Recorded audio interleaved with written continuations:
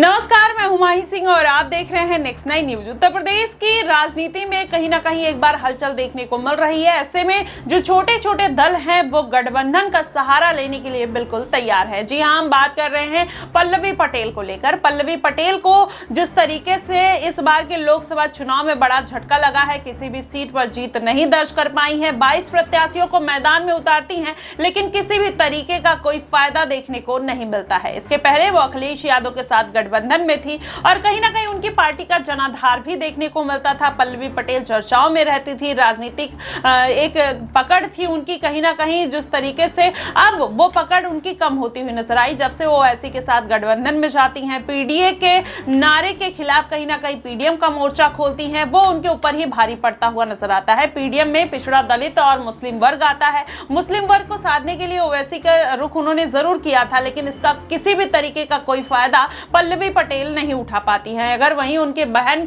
अनुप्रिया पटेल की बात करें तो अनुप्रिया पटेल लगातार कहीं ना कहीं राजनीति ऊंचाइयों को छूते हुए नजर आ रही हैं, लेकिन पल्लवी पटेल की पार्टी का दमखम अब कम होता हुआ दिखाई दे रहा है। वैसे में माना ही जा रहा है कि अब मायावती उनके लिए एक अलग विकल्प हो सकती हैं, चंद्रशेखर आजाद, क्योंकि अखिलेश यादव के साथ गठबंधन करने का सवाल इसलिए नहीं होता है क्योंकि इसके पहले भी लोकसभा चुनाव में पल्लवी पटेल ने अखिलेश यादव को बुरी तरीके से घेरा था और उनके ऊपर कई तरीके के सवाल उठाए थे। उन्होंने बोला था कि उन्होंने नाम मात्र का पीडीए मोर्चा खोल रखा है, वो किसी भी तरीके के पीडीए के मोर्चे पर काम करते हुए नहीं नजर आते हैं, जनता को गुमराह कर रहे हैं और उनको बेवकूफ बनाने का काम कर रहे हैं। इस तरीके से पल्लवी पटेल अखिलेश यादव के ऊपर कई तरीके के इल्जाम लगाते हुए नजर आती हैं। साथ ही अगर देखा जाए तो चंद्रशेखर आजाद के साथ पल्लवी पटेल के जो रिश्ते हैं वो काफी बेहतर देखने को मिलते हैं। इसके पहले भी पल्लवी पटेल चंद्रशेखर आजाद कुशीनगर सीट पर स्वामी प्रसाद मौर्य को सपोर्ट करने पहुंचे थे, तो ऐसे में फिर से माना जा रहा है कि अगर वही सपोर्ट चंद्रशेखर आजाद पल्लवी पटेल को देते हैं तो जाहिर तौर पर पल्लवी पटेल की पार्टी एक बार फिर से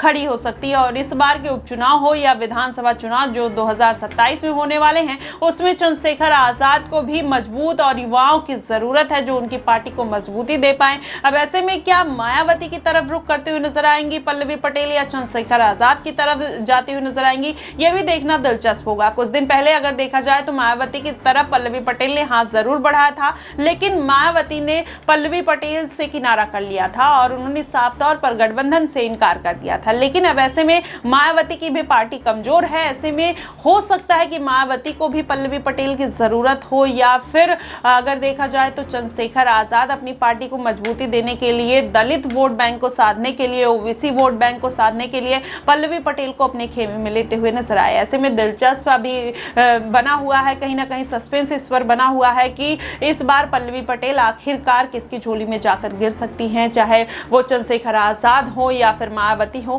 क्योंकि अखिलेश यादव के साथ पल्लवी पटेल किसी भी तरीके का गठबंधन तो नहीं करने वाली हैं। फिलहाल देखना दिलचस्प होगा। आपको क्या कुछ लगता है आप हमें कमेंट बॉक्स में जरूर बताइएगा। फिलहाल के लिए बस इतना ही। देश और दुनिया की तमाम खबरों के लिए हमारे साथ बने रहिएगा नेक्स्ट 9 न्यूज पर।